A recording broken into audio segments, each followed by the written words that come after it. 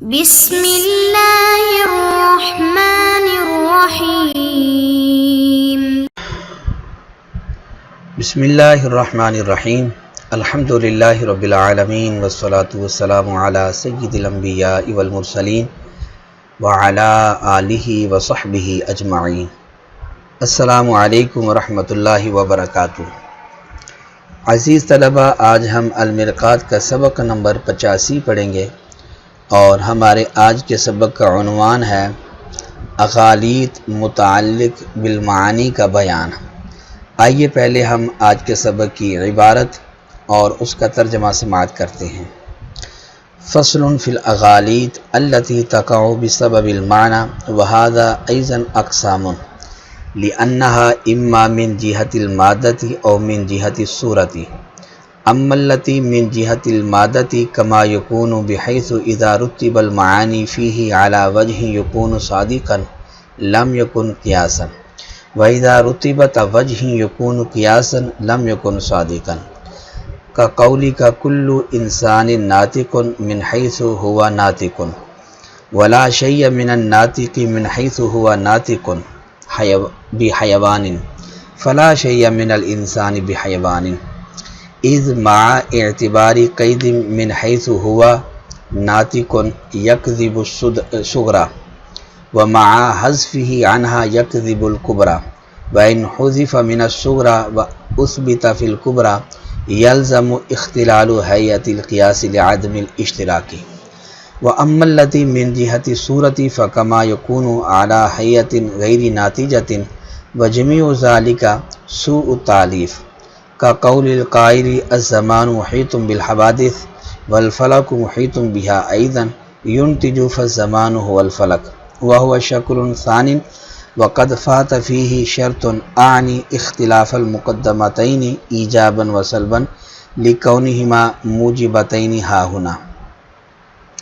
ترجمہ: یہ فصل ان اغلوطات کے بارے میں ہے کہ جو معنی کے سبب واقع ہوتے ہیں، اور اس کے بھی کئی اقسام ہیں، کیونکہ یہ اغلوطات یا مادہ کی جہت سے ہوں گے یا صورت کی جہت سے ہوں گے۔ بہرحال وہ اغلوطات جو مادہ کی جہت سے ہیں، جیسا کہ اس طرح ہو کہ جب قیاس کے اندر معنی کو اس طور پر ترتیب دیا جائے کہ وہ سچا ہو تو قیاس نہیں بنتا، اور جب معنی کو اس طور پر ترتیب دیا جائے کہ وہ قیاس بنے تو وہ سچا نہیں ہوتا۔ جیسا کہ آپ کا قول کہ ہر انسان ناطق ہے اس حیثیت سے کہ وہ ناطق ہے، اور کوئی ناطق اس حیثیت سے کہ وہ ناطق ہے حیوان نہیں ہے، تو نتیجہ آئے گا کہ کوئی انسان حیوان نہیں ہے۔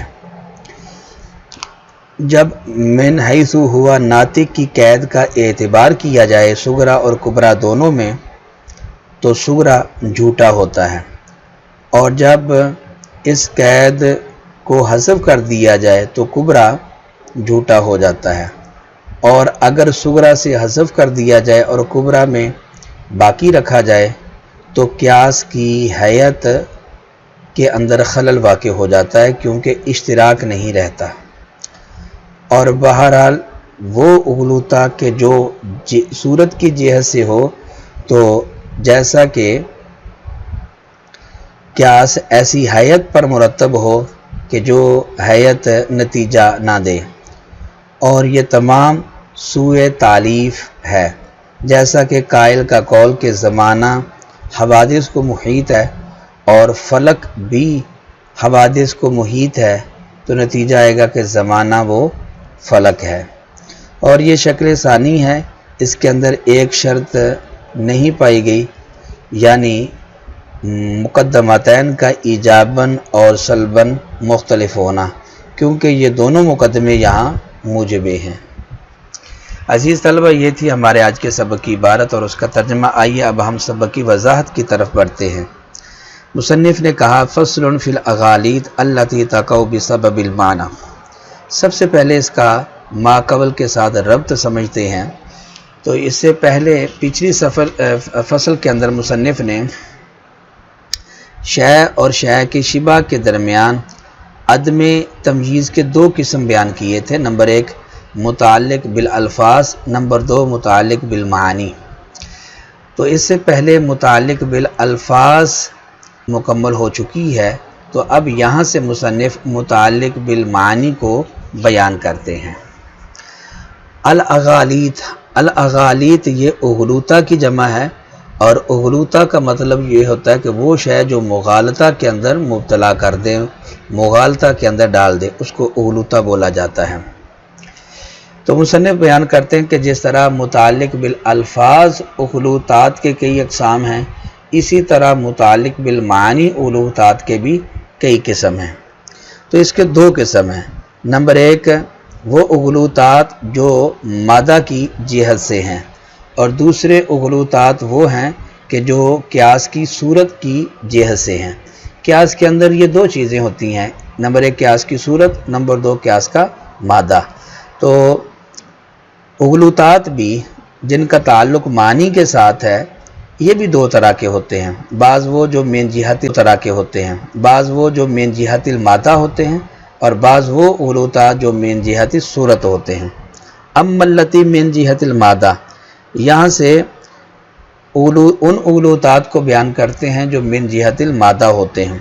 تو اس کی صورت بیان کرتے ہیں مصنف کما یکونو سے کہ اس کی صورت کیا ہوتی ہے۔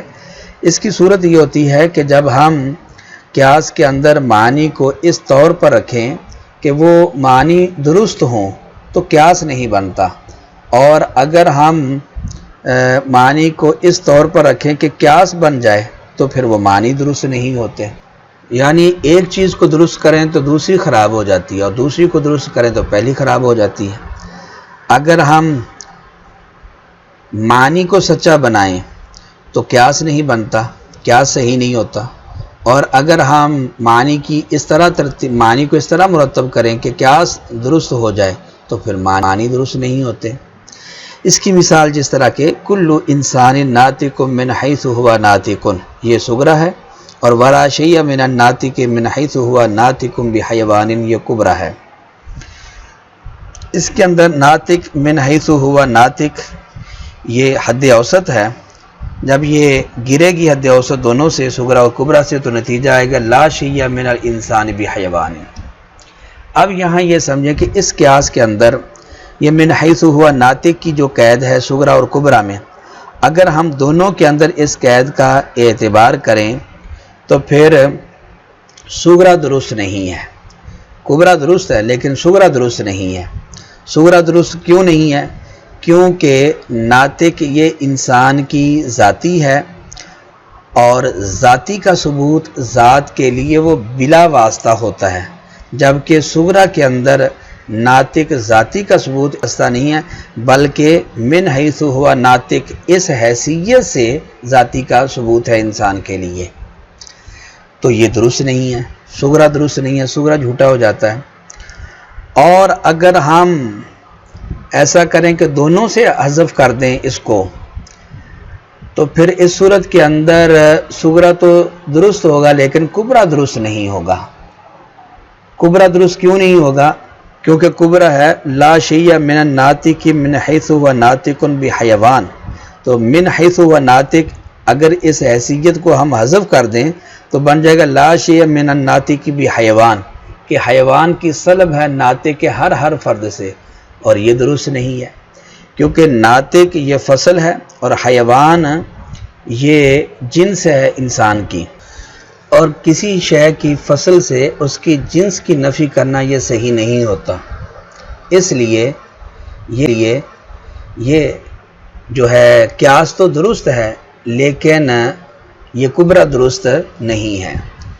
خلاصہ یہ ہے کہ ان دونوں صورتوں کے اندر قیاس درست بنتا ہے کیونکہ حد اوسط کا تکرار ہے۔ اگر ہم حیثیت کی قید کو دونوں صغرا اور کبرا دونوں کے اندر برقرار رکھیں یا دونوں کے سے حذف کر دیں تو حد اوسط مقرر ہے، لیکن اگر دونوں کے اندر برقرار رکھیں تو صغرا جھوٹا ہے، اور اگر دونوں سے حذف کر دیں تو پھر کبرا جھوٹا ہے۔